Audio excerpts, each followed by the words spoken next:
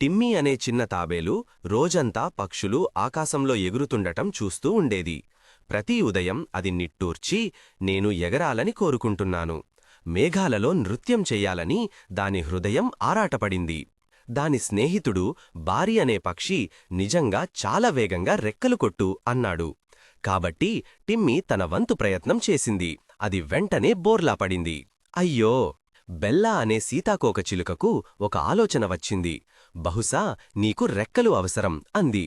వారు ఆకులను సేకరించి దూకింది మరియు షప్ చెరువులోకి పడింది. టిమ్మీ, నువ్వు నీటిలో ఎగురుతున్నావు అని ఫ్రెడ్డీ అనే చేప ఉత్సాహంగా అరిచింది.